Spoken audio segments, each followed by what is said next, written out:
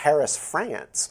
That's the Marco Rubio position, and I'm pretty sympathetic to that case that we're going to send him back to his home country, and we also can't tell Bukele what to do with his own citizens.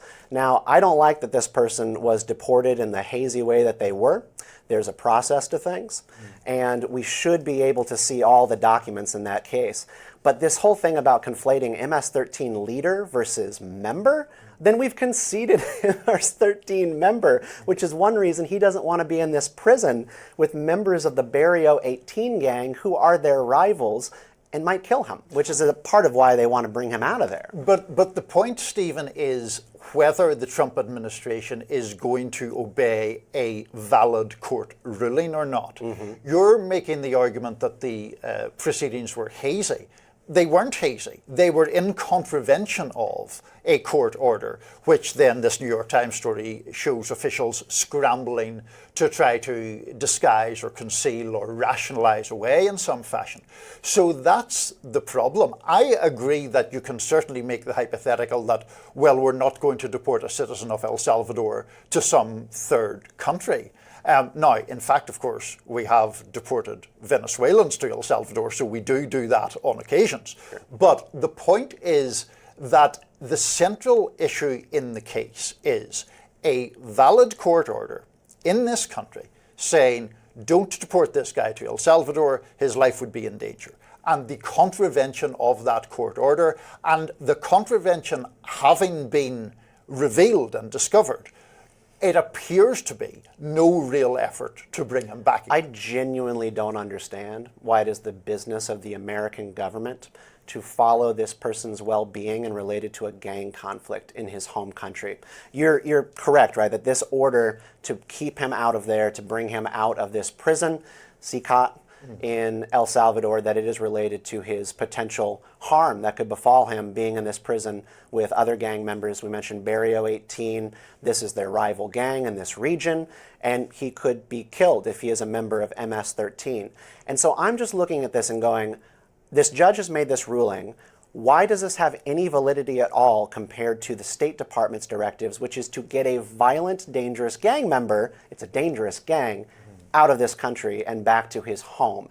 I don't like the process. I think the process has been bad, but I am definitely looking at Marco Rubio's position on this and going, this is not a judge's business. But if you say the process has been bad, you're putting yourself in the role of judge and jury, essentially. You're saying, I don't like the process, I don't think the judge should have ruled that way, so I'm going to ignore it. We can't have a system whereby you or I or anybody, including members of the Trump administration, can say, well, yeah, that's what the court says, but we think that's wrong, so we're going to just ignore it. The process where one believes a court ruling to be wrong is to challenge that court ruling.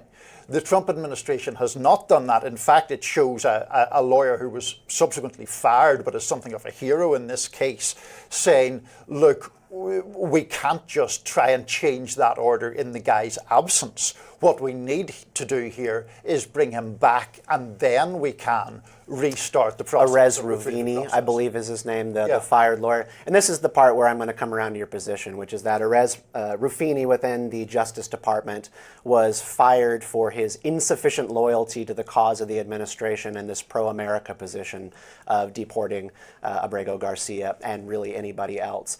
And I think it is a perfectly reasonable position to take that this has been a clerical error. This was actually a mistake. There was a seat opened up and he ended up on this flight erroneously. Just bring him back and then run him through the process again and then send him back to CICOT.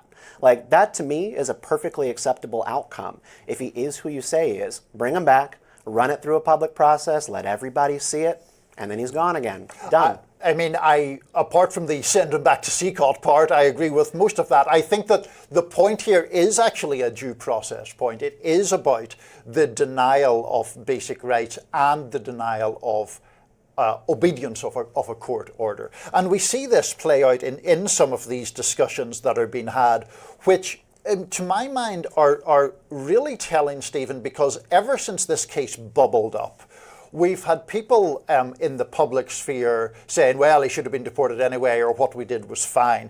The original position by Mr. Ruvini was to admit that the deportation had happened in error. Yeah. The administration and also its allies in the media have backpedaled from that and said, no, it was right. What this Time story shows is that they knew it was wrong. I don't like being gaslit by any administration. Right. Them telling us that this was a thing that was clearly an error, and we actually have said it in closed rooms, and then we're going to tell the public the opposite. No, no, no, no, no. I do not like that one bit. And Ruvini also said that this handling of the case, this is what his quote to the New York Times, that it jeopardizes many far important initiatives of this current administration. It clearly does. If you actually support what the Trump administration is doing more broadly, this distraction has been a disaster. They need to fix it. And they could do it like that, and they're just choosing not to. I agree with that point for sure. Absolutely. So up next, Trump's DHS blocks Harvard from enrolling international students. We'll be back soon.